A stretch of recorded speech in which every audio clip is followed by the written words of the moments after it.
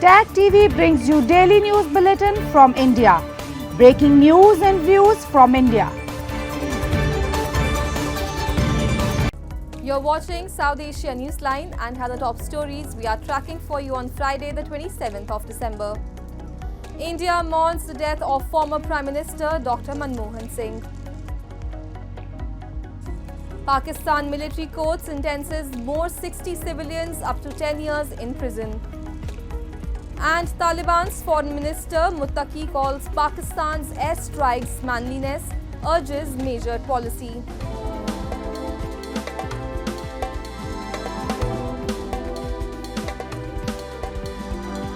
And now for all the details. India on Friday paid tribute to Dr. Manmohan Singh as the country mourned the loss of the former Prime Minister who passed away on Thursday night due to age-related illness.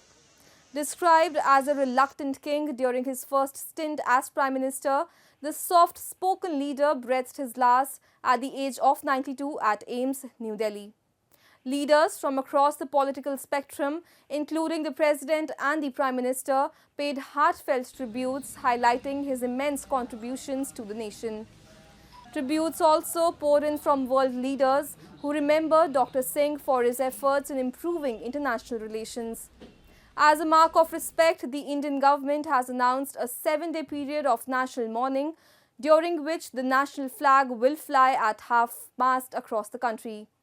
The last rites of the former Prime Minister are scheduled for Saturday with full state honours. Doctor Manmohan Singh ji के निधन ने हम सभी के हृदय को गहरी पीड़ा पहुंचाई है। उनका जाना एक राष्ट्र के रूप में भी हमारे लिए बहुत बड़ी क्षति है। विभाजन के उस दौर में बहुत कुछ खोकर भारत आना और यहां जीवन के हर क्षेत्र में उपलब्धियां हासिल करना ये सामान्य बात नहीं है। तो वो तो बहुत नफीस आदमी हैं और लाला के बहुत political leader, famous prime minister रहे, टैक्सेशन में बड़ा काम किया, लेकिन I am very sorry to know that he passed away and I could not meet him. Dr. Singh, the first Sikh to hold the top office, served as Prime Minister from 2004 to 2014, achieving the rare distinction of completing 2 terms. He is credited with steering India to unprecedented economic growth and lifting hundreds of millions out of poverty. An accomplished economist, Dr. Manmohan Singh also served as the Governor of the Reserve Bank of India from 1982 to 1985. As Finance Minister in P.V. Narasimha Rao's government, he spearheaded India's landmark economic liberalization in 1991. These reforms opened the Indian economy to foreign investors, increased foreign direct investment and reduced government control, significantly contributing to the nation's economic growth. Moving on, India and China have achieved a broad consensus to restore the ground situation in certain areas along the line of actual control, India's Defence Ministry said in a report on Thursday. In its year-end review, the Defence Ministry stated that the overall situation along the LAC is stable but sensitive. Highlighting prolonged negotiations at both diplomatic and military levels, the ministry noted that a broad consensus has been reached to restore the ground situation based on principles of equal and mutual security. The report added that the consensus includes disengagement and relocation of troops from the friction areas of Depsang and Demchok, followed by joint verification. Currently, blocking positions have been removed by both sides and joint verification have been completed. Patrolling activity has commenced in traditional patrolling areas in Depsang and Demchok, the report said. China's Defence Ministry on Thursday also made a similar statement, confirming that both countries are implementing the agreement to end the standoff in a comprehensive and effective manner. The Chinese ministry emphasized that it is in the interest of both countries to ensure bilateral relations remain on the right track. The year-end review follows an October agreement between New Delhi and Beijing on patrolling along the LAC, a major breakthrough in resolving the military standoff that began in May 2020 after the clash between Indian and Chinese forces in Ladakh's Galwan Valley. Moving on, amid international concerns over the military trials of civilians in Pakistan, a military court on Thursday sentenced 60 more civilians to jail terms ranging from 2 to 10 years in connection with attacks on military facilities following the arrest of former Prime Minister Imran Khan in 2023. Those sentenced include a relative of Khan as well as 2 retired military officers. Earlier, 25 other civilians were sentenced on similar charges. Khan's arrest in May 2023 sparked nationwide protests during which his supporters attacked and ransacked military installations in an unprecedented backlash against Pakistan's powerful army generals. Khan's PTI party has called the military court trials of civilians a blatant violation of justice and announced plans to challenge the sentences in the Supreme Court. The sentences have raised concerns among Khan's supporters who fear that military courts will increasingly handle cases related to former leader who is already facing multiple charges, including inciting attacks against the armed forces. The international community has also voiced apprehensions over the military court verdicts, urging Pakistani authorities to uphold the right to a fair trial and ensure due process in such cases. And residents of Pakistan's Lahore city are struggling with soaring inflation, making basic necessities like food unattainable for many, especially in lower income groups. Despite government claims of controlled inflation, growing poverty and unemployment demand urgent reforms to prevent widespread social unrest. A report. Residents in Pakistan's Lahore city are fed with soaring inflation and has become a growing challenge for millions of the citizens in the country.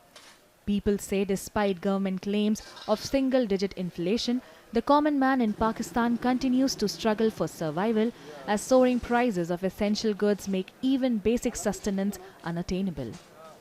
Many citizens, particularly those in lower income groups, are unable to afford 2 meals a day. Prices of vegetables, lentils and bread remain beyond reach for most households, while unemployment and dwindling incomes exacerbate the crisis. महंगाई के हवाले से मुल्क में 2 मुतज़ाद राय पाई जाती हैं।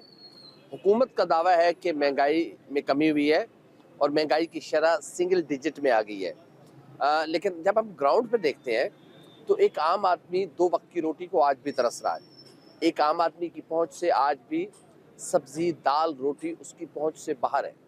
रोजगार के मौके उसके पास खत्म हो गए हैं।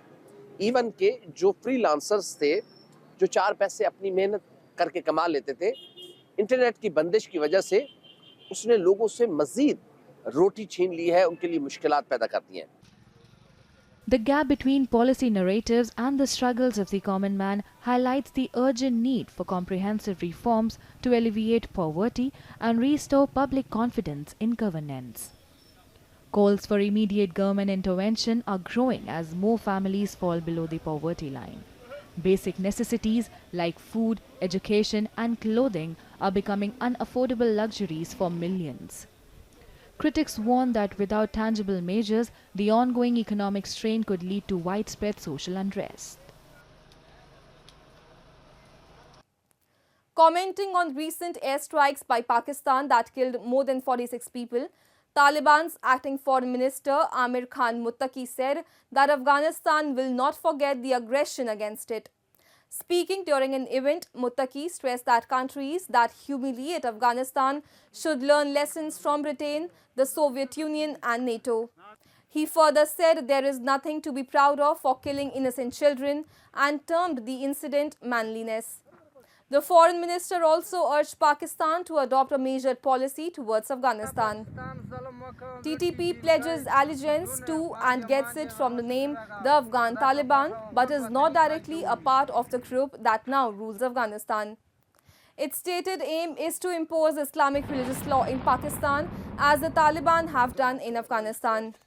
The neighbors have a strained relationship with Pakistan, saying that several TTP attacks that have occurred in its country have been launched from Afghan soil, a charge Taliban denies.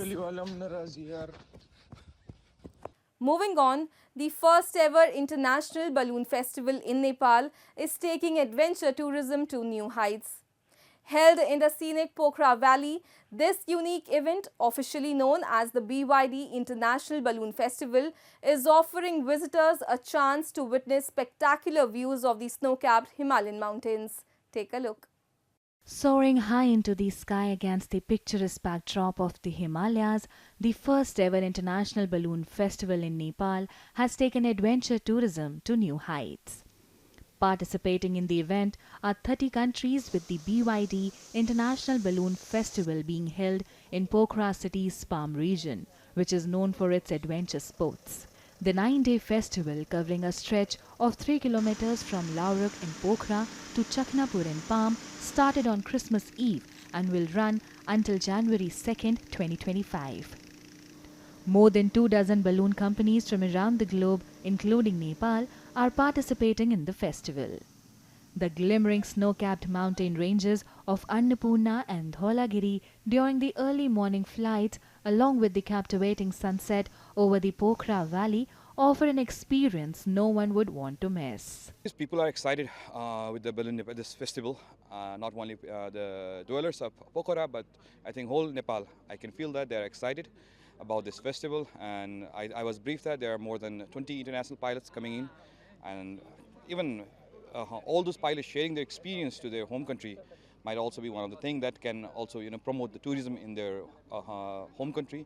And the second and most important is even with the local tourism as well, not only the international, even the local tourism. I think people will be coming here, enjoying this ride. Having the Himalaya mountains surrounding you, like the local people just take them for granted, but every time we see them, it's like amazing. Especially like when you're flying the balloon, you go up past a certain height and you go above the foothills, and then the mountains are just there. And every time you see them, it's the same spectacular sight. Throughout the Pokhara festival, professional pilots from different countries have been flying hot air balloons daily in the morning, afternoon and evening. The festival is expected to host about 500 commercial flights with around 3,000 passengers. Additionally, another 300 non-commercial flights are planned during the 9-day event. Organizers estimate that 68.3 million will be spent on the festival, which is expected to significantly boost Pokhara's tourism recovery after the pandemic. That's all in tonight's edition. We will see you same time next week. Have a great weekend. Good night.